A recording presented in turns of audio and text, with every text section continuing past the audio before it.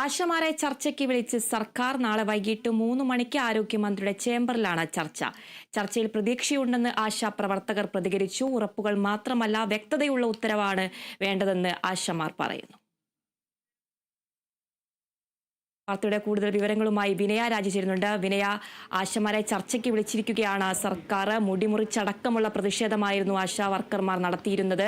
നാളെ 3 മണിക്കാണ് ചർച്ച. കൂടുതൽ വിവരങ്ങൾ എങ്ങനെയാണ്? അതിന് എന്തായാലും വലിയ പ്രതീക്ഷയോടെ തന്നെയാണ് ആശാ വർക്കർമാർ ഈ ചർച്ചയെ കാണുന്നത്. കഴിഞ്ഞ 52 ദിവസമായി ആശാ വർക്കർമാർ സെക്രട്ടേറിയറ്റിന് മുന്നിൽ രാപ്പകൽ സമരം നടത്തിക്കൊണ്ടിരിക്കുകയാണ്. 14 ദിവസമായി നിരാഹാര സമരം നടത്തിക്കൊണ്ടിരിക്കുകയാണ്. കഴിഞ്ഞ ദിവസമാണ് കേന്ദ്ര ആരോഗ്യമന്ത്രി JP നദ്ദയുമായി മന്ത്രി വീണ ജോർജ് ചർച്ച നടത്തിയിട്ടുണ്ടായിരുന്നത്. അതിന് പിന്നാലെയാണ് ഇപ്പോൾ ആശാ വർക്കർമാരെ മന്ത്രി വീണ ജോർജ് ചർച്ചയ്ക്ക് വിളിച്ചിരിക്കുന്നത്. നാളെ വൈകിട്ട് 3 മണിക്ക് മന്ത്രിയുടെ ചേംബറിൽ വെച്ചാണ് ചർച്ച നടത്തുന്നത്. കൂടാതെ തന്നെ INTUC തുടങ്ങിയ വിവിധ സംഘടനകളെയും നാളെ ചർച്ചയ്ക്ക് വിളിച്ചിട്ടുണ്ട്. വലിയ രീതിയിലുള്ള പ്രതിഷേധങ്ങൾ ശക്തമാക്കുന്നതിനിടെയാണ് ഇപ്പോൾ ചർച്ചയ്ക്ക് വിളിച്ചിരിക്കുന്നത് എന്നതാണ് ഏറ്റവും പ്രധാനപ്പെട്ട ഒരു കാര്യമെന്ന് പറയുന്നത്. എന്തായാലും വലിയ പ്രതീക്ഷയോടെ തന്നെയാണ് ആശാ വർക്കർമാർ ഈ ചർച്ചയെ കാണുന്നത്. പ്രധാനമായും തങ്ങൾക്ക് ഈ ചർച്ചയിൽ വിശ്വാസമുണ്ട് എന്നടക്കം തന്നെ വ്യക്തമാക്കുന്നുണ്ട്. കഴിഞ്ഞ 2 തവണ ആരോഗ്യമന്ത്രി ചർച്ചയ്ക്ക് വിളിച്ചിരുന്നു. ഈ 2 തവണയും ചർച്ച പരാജയപ്പെടുന്ന ഒരു സാഹചര്യമായിരുന്നു കാണാൻ സാധിച്ചിട്ടുണ്ടായിരുന്നത്.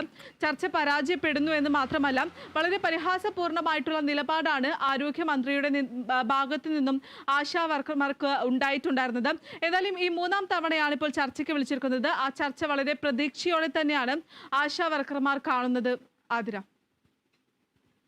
തീർച്ചയായിട്ടും വിനയ, ഉറപ്പുകൾ മാത്രമല്ല, വ്യക്തതയുള്ള ഉത്തരവാണ് വേണ്ടതെന്നാണ് ആശമാർ പറയുന്നത്. പ്രതിപക്ഷ പാർട്ടികളടക്കം ഈ ആശമാരുടെ സമരത്തിന് പിന്തുണയുമായി രംഗത്തെത്തിയിരുന്നു.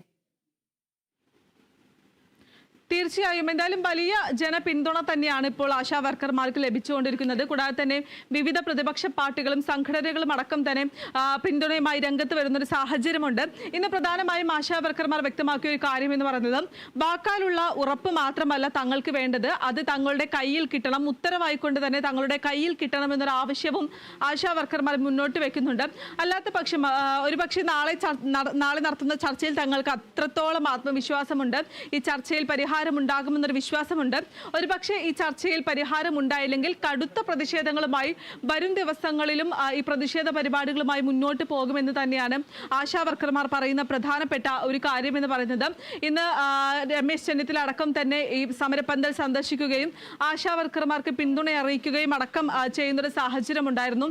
ഈ ഒരു 52 ദിവസത്തിൽ തന്നെ നിരവധിയായിട്ടുള്ള വിവിധങ്ങളായിട്ടുള്ള പ്രതിഷേധ പരിപാടികളായിരുന്നു ആശാ വർക്കർമാർ സംഘടിപ്പിച്ചിട്ടുണ്ടായിരുന്നത്. മഹാസംഗമ നിയമസഭയിലേക്കുള്ള മാർച്ച്, കഴിഞ്ഞ ദിവസം ഈ മുടി മുറിച്ചുകൊണ്ടുള്ള പ്രതിഷേധമടക്കം തന്നെ സംഘടിപ്പിക്കുന്ന ഒരു സാഹചര്യം ഉണ്ടായിരുന്നു.